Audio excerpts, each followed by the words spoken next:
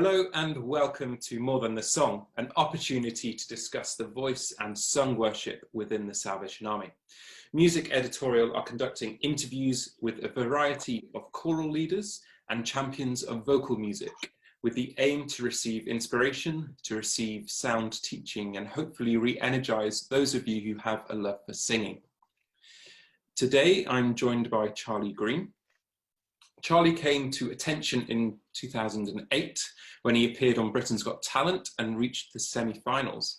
Since then, Charlie has released studio albums and toured the UK, USA, Canada and the Philippines, amongst other countries, no doubt. And recently, Charlie toured with Jimmy Osmond in the show Moon, River and Me. For our international viewers, you may remember Charlie from the Boundless Congress in 2015, where he was featured throughout the week. Charlie attends Droitwich Spa in the UK, where he is actively involved in the core sections and is the Deputy Songster Leader. So thank you so much for joining me today, Charlie. It's great to see you here. Carl, that's the best intro I've ever had in my life. Great. So thank you. I'm glad I could do that. So I'll start with the first question that I'm asking each of our guests. So we recognise that beyond this deep theology of singing are the years of practice and dedication that makes a performance more than a song. What makes a vocal offering more than a song to you? For me, it's a really simple question and simple answer. It's that this is worship. You know, this really is worship for me, and I get to do singing all over the world, whatever, in different places and different types of music. But when you're singing songs like, knowing you, Jesus, or, you're amazing, God, or for me, that just can't be anything but worship, like it would be, somebody dancing or somebody painting or somebody reading the Bible. That is my offering.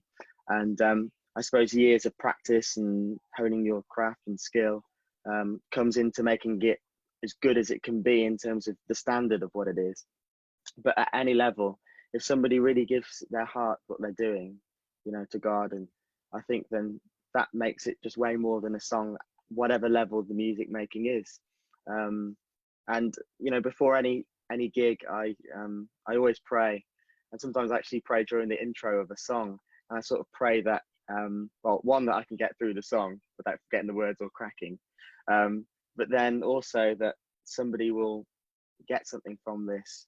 I kind of really feel that ministry side when I'm singing these songs, and I just, at that time, I'm just giving everything for God, and this is my worship.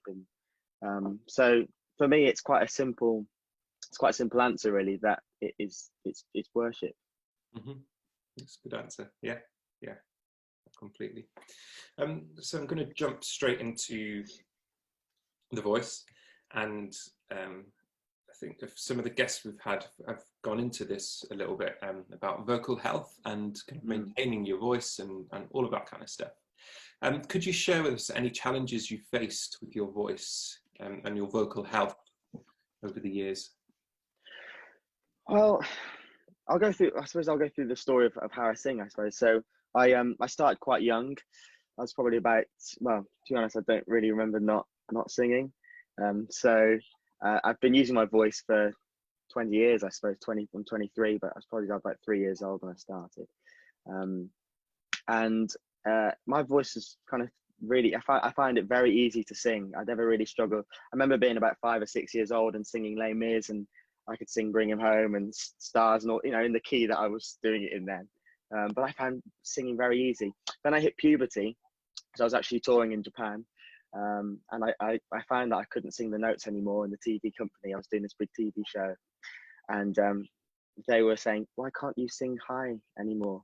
And I didn't really realize what was happening. I just remember being in the studio and like cracking the top note of this song that was written for me by Lee Fisher, who's a songster leader at Droitwich, called "You're Always There." And I always found this note very easy to sing. And as I got a little bit older, it got harder, and I cracked the note in the studio. And the producer said, "Yeah, thanks for that, Charlie. We'll finish the album. We'll see you in about 10 years' time." And I didn't know what that meant, but that was my first kind of experience of not being able to sing so well. Then my voice came back, and I was 17, and I started touring with Jimmy Osmond and the Osmond brothers, and going to America and touring a lot of the days of the year, I suppose.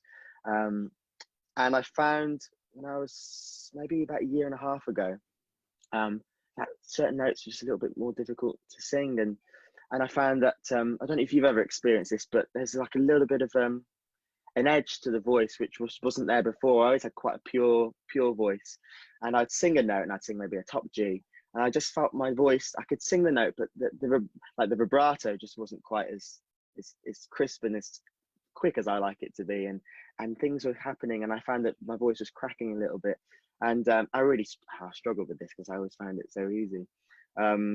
Anyway, I kind of masked it for a while, to be honest. I sort of chose different songs and changed key, and which I think is probably the right thing to do anyway. I changed key and dropped it down a bit and stuff, until I got to the point where even my speaking voice started getting a bit scratchy. So about 6 months ago, I went to the doctor, and they gave me the old camera down the nose and stuff, and I thought it was going to be a nodule or a polyp or whatever. And anyway, he stuck it down there. It's not nice if you've had it done before. And he said it's not. You've actually, I think you've probably got really bad acid reflux.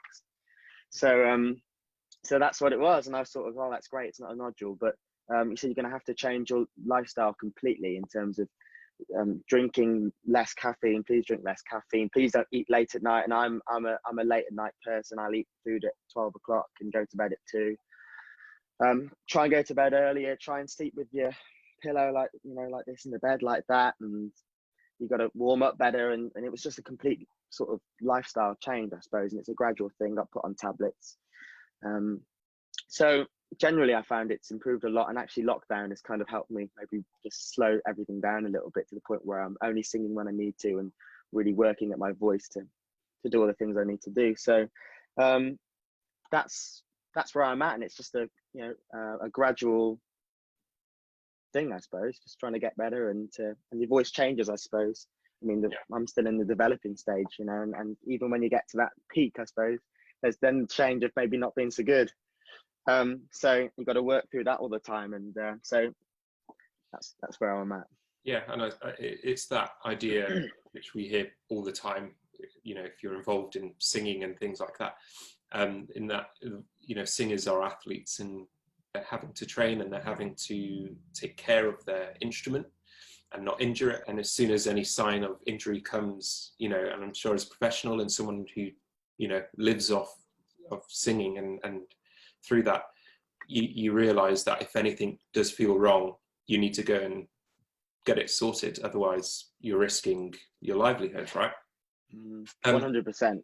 So for lots of singers, I think, though, particularly amateur singers, I'd say, who might not really understand the voice as much and kind of understand what's going on, and maybe will sing through pain and sing through injury. And so why do you feel, I mean, that's kind of leading on to this, so why do you feel that it's important to talk openly about vocal health? Because I think a lot of the time it's a bit of a stigma and people don't like talking about it.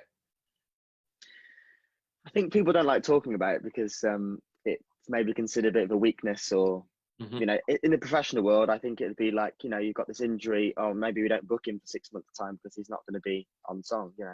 I think maybe in an amateur sense that it's probably just, you just don't know. People just don't know. I suppose like an amateur sportsman, you go, oh, that hurts a bit, just play through it. And I think that's the worst thing you can do, because you're just damaging your muscles, and it's a long-term thing. And you find that there's so many singers I know in the army that like by 40 just can't sing anymore, and you think, why is this? And they've pushed way too hard, and they've probably used bad technique, and they've just gone with that because that's what they've been taught or haven't been taught. I think now is the time to really take vocal health seriously and to talk about it, and for professionals and amateurs all to get together and just say, look, this is what we need to do, and we need to sort it out. We need to keep having lessons, and we need to keep working at our voice and not sing when it hurts. It's just knowing your body. You should just feel it. You go, wow, that's a real strain singing that. Maybe I should just leave that one. Yeah, and what route did you take when you wanted to kind of see somebody about it? Was it going to your GP, or was it going straight to a specialist, or what was your? Yeah, so I just went straight to the GP. Thankfully I've got quite a good relationship with my doctor, which is really cool. And it was a long waiting list, to be fair. I ended up getting in quite quickly, which is, you know, very lucky, I suppose. But I went that route, and I've just been, actually only 2 days ago, I had a bit of a session with the specialist, and she said your speaking voice, everything was good and stuff. So, and she's sending me this little tube. You blow bubbles and hum and all this type of thing. So they're sending that. So I'm still on the process. I think maybe there's never really a point where you're like, this is great. You just got to keep continuing. It's like a continual process of, you know, there's always going to be something going on, and you've got to kind of work out what to do, you know. Yeah, and there's the aspect of, I've read an article a little while ago, I think it's on the Guardian website, and it's one of these long reads, so it's, you know, and it talks about it's asking why stars and celebrities keep losing their voices. And there's this argument within this article, kind of, there's a school of thinking where people, like, it talks about Adele, and a few years ago, I think she had a vocal hemorrhage or something like that. And she went to a specialist in America, and he just operates. And every time something goes wrong, he operates. And this specialist is kind of promoting this idea that just carry on, and as soon as something happens, we'll operate and we'll fix it, and then you can carry on as you were. And there's this counter argument where, you know, people are saying, well, that's completely wrong, because if you're just constantly singing in the way that damages your voice, you know, it's not going to be helpful, and it's just going to do further damage. And it's about changing your technique or improving it and working on it all the time. And I guess that's what you're getting on with, you know, seeing a specialist and kind of rediscovering different things, and maybe taking a couple of steps back and working on something again. And yeah, it's very interesting. 100%. So I mean, we've covered quite a lot actually with this. Do you have any advice just for someone suffering with their voice, vocal health? Yeah, I'd say, look at how you talk as well. I think that's a big thing. For me, apparently that was the biggest thing, actually. They said it wasn't really singing, it was, I was talking very loud. The lady said that she could hear me from the other side of the hallway. She knew I was here before I even had my appointment, and very attacking everything, you know, and those chords coming together. So, yeah, just try to tone it down, maybe talk less. It's hard if you've got a job where you've got to shout, you know, but just think about that. I would say don't take the Strepsils thing. I'm not really a fan of the Strepsils. I think I think it's just a bit like masking. It's like, you know, you've got an injury on, you take loads of paracetamol, then go for a run, and then you wonder why, like, the next day it canes, you know. So don't do the quick fix. Just take your time over it, and just go and see somebody, you know, really, and don't go for it's difficult to know, isn't it, who's a good teacher and who's a good this, but really just be wary of, like, you know, teachers and all this type of thing. You get someone who really, if you think it hurts more what they're teaching you, probably not right. So you kind of get to know your voice a little bit, but take your time, and don't go and rush anything and try and sing stuff you can't do. Just, the big advice I would say is go and see a specialist that knows what they're doing, and they can help you through it. Yeah, and I think, yeah, totally. And I love that you bring Strepsils into the equation. For me, they're my worst enemy, and I hate it. Even Vocal Zone, and I know lots of professionals use Vocal Zone, but there's this danger that you become reliant on it, and that, you know, there are so many times I've been in a group where it's like someone passing some dodgy drugs around or something, like they're passing these little black things around, and everyone's thinking, oh, this will, you know, make me sound great. But really, if you're becoming reliant on things like that, you're just going to damage your voice, and you shouldn't need to use these sweets and these numbing agents and stuff. But yeah, anyway, I'll get off my soapbox. Good box to be on, isn't it? Yeah. And actually, I'm sorry, going off script again. You talked about the time when your voice changed, and when you hit puberty, and, you know, your voice changes pitch. And I think I read somewhere it's a male's vocal folds grow by 60% or something in that really short space of time, and I think females grows about 30% in size. So I think it's important to kind of note that, not to worry if you feel you can't sing, Yeah. you know, after your voice changes. And actually, this is an interesting one because I never really thought about this being important. We just talked about it now, and I'm thinking about kids in singing company and, you know, youth choirs and stuff like that. And I suppose I wasn't. My dad was a singer, but he's a professional singer and put on shows, you know, for cruise liners and stuff like that. So he knew the business and knows the voice, but he didn't sing properly until he was in his 20s. So he doesn't remember this real thing happening so much, you know. I was with the teacher, Dr. Gillian Kays. She wrote a great book called The Singer and the Actor. I think she's a fantastic teacher, her and her husband, Jeremy. And Vocal Process is the name of that. And I'm not trying to advertise, you know, but that fantastic material, you know, just they know the science of what's going on and the larynx and what's going on there. But she kind of documented a little bit of my change, and I'll see if I can get some material from her at some point. But I remember it just being the case of high notes getting harder, you know, and think everything's starting to drop. And then within a 2-week period, and I know everybody's experience is different, but my voice just dropped completely in 2 weeks. And I remember being in science, or I think it was Spanish class, and my voice just started squeaking, and it was deep and all this stuff. And it just came from being this little boy, Frank Sinatra singer, to you know, and it was the weirdest thing ever, because I didn't really know what was going on. So yeah, don't worry, you know, that's normal. If that happens to you, it would be unnormal if it didn't happen. Okay, so just let it happen. And my advice for me personally, and this is Gillian's, the teacher's advice, was just, I said, don't stop singing for 5 years, but just don't you know, we kept the songs really within a kind of small compass of, you know, range. Don't try and go too low, and I was trying to sing, you know, Phantom of the Opera and, you know, top A flats and top A's and all these high notes and whatever. And my voice wouldn't do it. She said, don't you dare, just stay within this and just sing nice. Don't push. So just singing company leaders and all these people, just be wary of these changes, you know, that if it's happening, really try not to push your, you know, kids to give more, you know, because that can have a lasting effect on their whole singing life. Yeah, there's so many case studies of kind of adults who hate singing because, you know, at that age they were forced to sing through, you know, their changing voice. And remember when my voice changed, it was overnight. Kind of I woke up singing this deep voice, but for about 2 years I just could not sing in tune for some reason. It was bizarre. Yeah. Very frustrating. But yeah, it was a weird time. But I kind of wish I had someone at the time to say, don't worry, it'll pass. Sure. And sometimes I think that's all you need, isn't it? You just need that reassurance.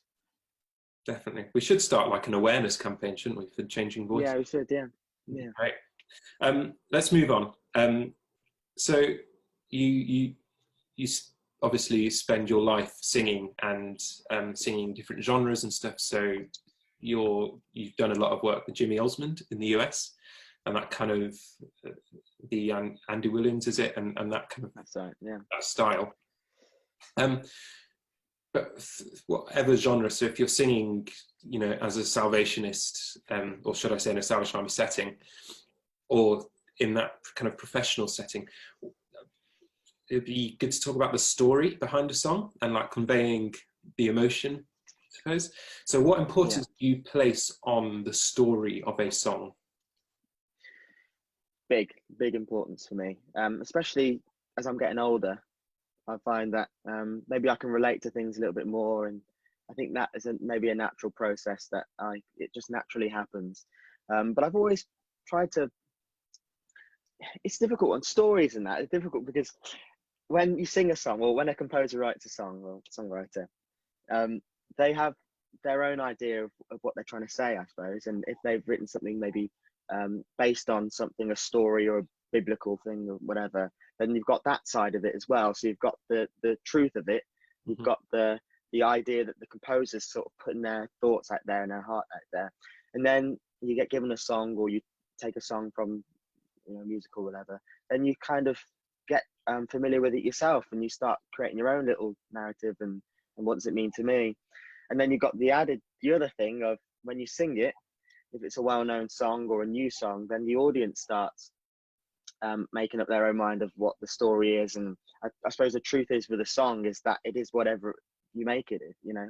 And some of those great songs, maybe like You Raise Me Up or something, mean different things to different people. And maybe the songwriter intended it in a different way, but it's ended up being this, you know. So that's just what happens with music. But as a singer yourself, or a cornet player or whatever, I think for me, especially in our Salvation Army setting, Christian setting, that the emphasis on the words is just massive, you know, and the direction of what you're trying to, what does this say? And I think for me, you've got to be quite, you've got to spend the time reading the lyrics, listen to different versions of the song if it's a song that's already been made. Don't just listen to one and go, I'm going to try and copy this. It's so easy to do. But listen to loads of different versions. What are they doing? What are they saying? But then don't listen to it anymore, I would say. Then just take, you know, take the time for you to grow with this song, and take a lyric and go, what's this person saying here? And also flip it, change what they, you know, if they've got a certain lyric, maybe flip it the other way around and say, I'm going to tell it this way. And that can sometimes like lead you to the right way to, you know, to just experiment, practice. But definitely I would say, I like to know who the composer is. I like to know who arranged the music. I like to know the music back to front. I like to know where all the stabs are, if it's a big band song, what key.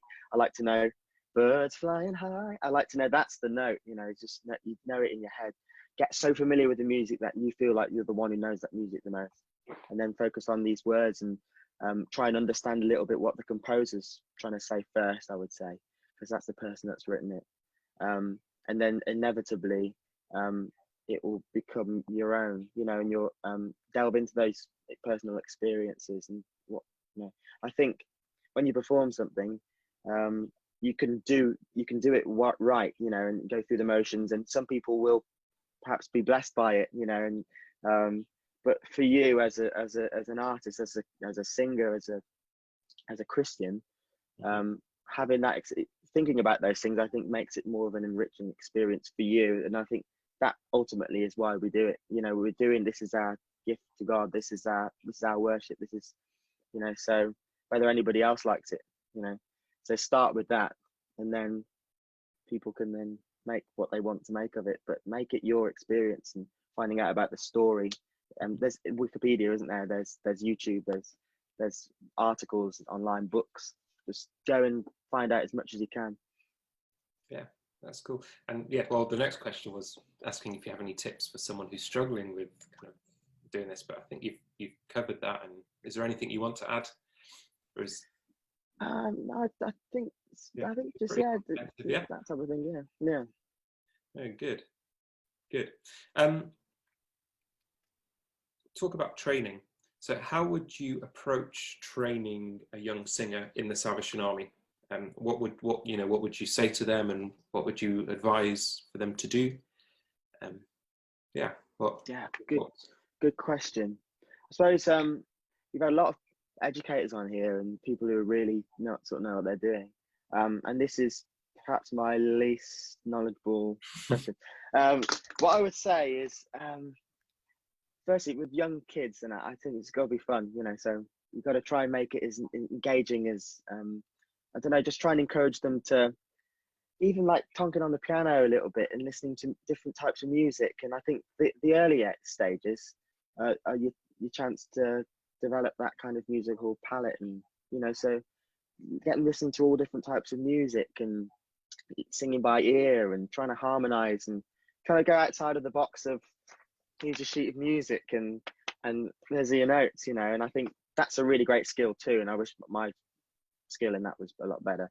But there's so many ways to make music, so just try and don't pigeonhole. I suppose these are for all the educators more, but don't pigeonhole your kids into like this is how you've got to do it, you know, because I think that you end up just with like singers who just can't do it. You can only do it one way, you know. And I think until you're a little bit older, you don't really know what you want to do with your singing a little bit more. So I'd say make it interesting and engaging. I think in terms of voice, for me the big one is just don't push young singers to the max, you know. I just think that that's just so damaging, you know, to blast your way through everything. And I know it's really hard sometimes because maybe you got a Salvation Army hall, which is a massive hall, and you've got 6 kids, and you want to make a noise, you know. But just be wary of that, and every individual is different. It's a really hard job, I think. It's an exciting role, I would say, to be able to do something like the young people's band or young people singing, you know. But I think it's difficult because it's such a crucial part of the development stage.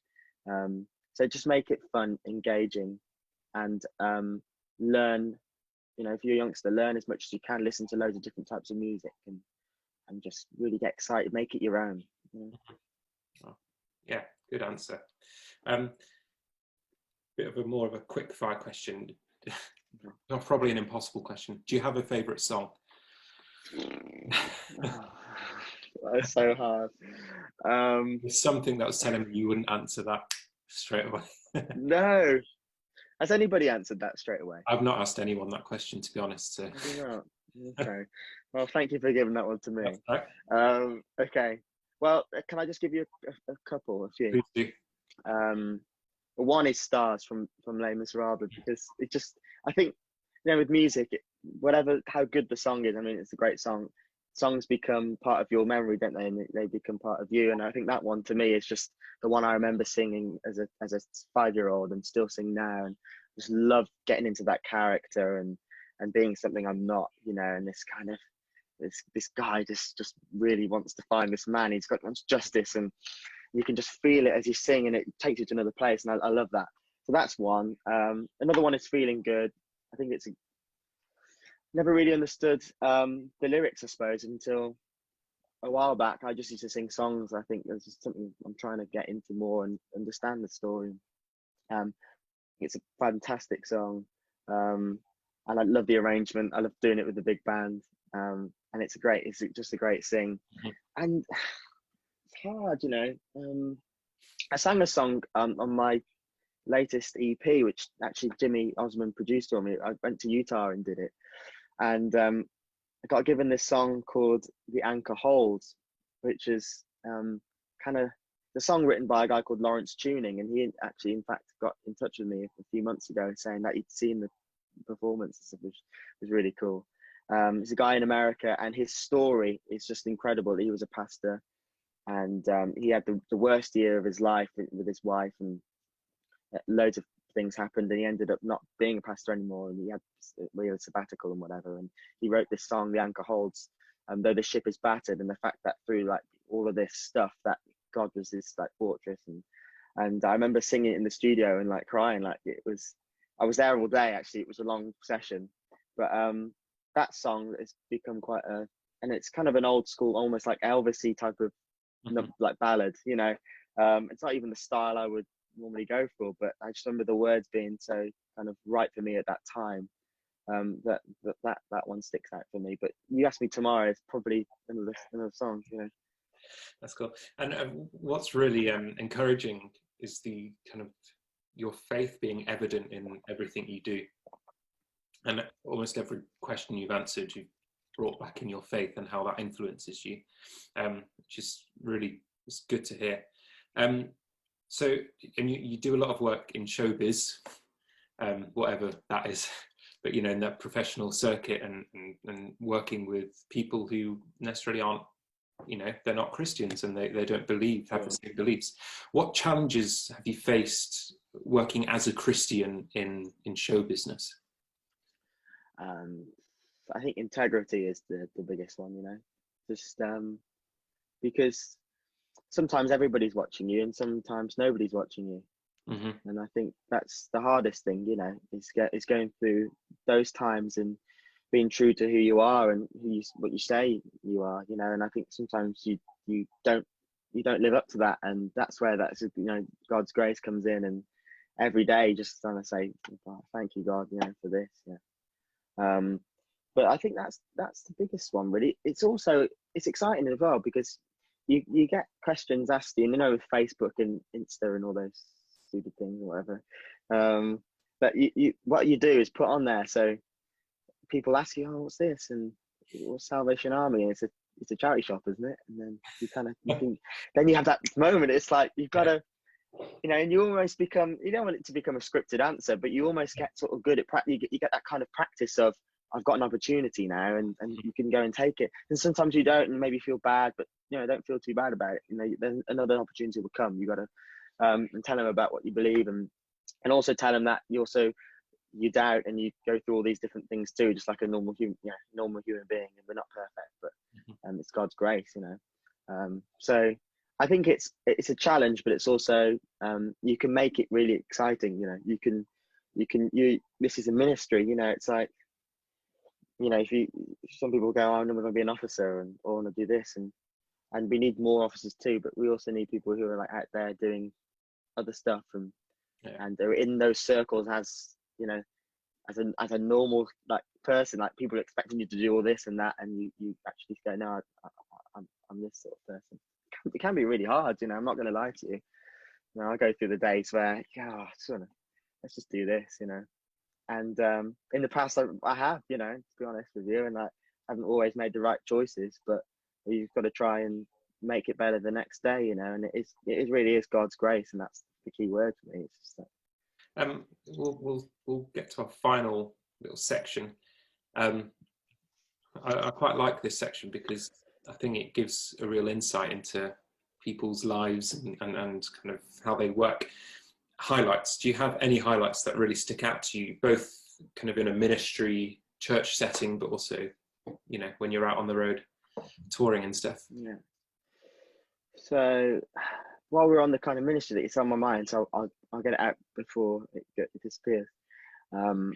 But I went to a corps about 2 years ago to do a concert on the Sunday. I spent the whole weekend there, and I thought it went okay, you know, to be honest. I mean, you get used to, like, well, some feel better than others, I suppose, and the reception's good and stuff.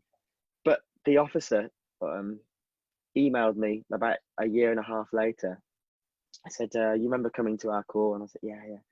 And he said that this couple who came for the first time to our concert, never been to the Salvation Army before, had just been made senior soldiers that day. Amazing. And yeah, I remember sending it to my auntie Maggie, she's like my, I know, she's like everything. Yeah. And I was just so happy. Like, it just felt so amazing that I could just be a part of that. And that was God working, but you know, that weekend was the start of something special for them. And to me, that just trumps any singing anywhere. Like, we've done the Albert Hall for the Army, which is amazing, and the Congress, and that was great. The Baroness one, you know, so that was fantastic. And you sing in these big halls and do these big concerts and stuff. But to be honest, that really trumps them all. I really mean that. You know, that was better than any of those feelings, because you just feel like that's what I'm here to do. And in the professional world, I think obviously Britain's Got Talent. You can't talk about, you know, not do. That was amazing. At the buzz of it, I remember being in the sun the next day. I was they sent a limousine for us to go to this morning to be interviewed by Eamon and Ruth, and I didn't even know who they were, to be honest, at the time.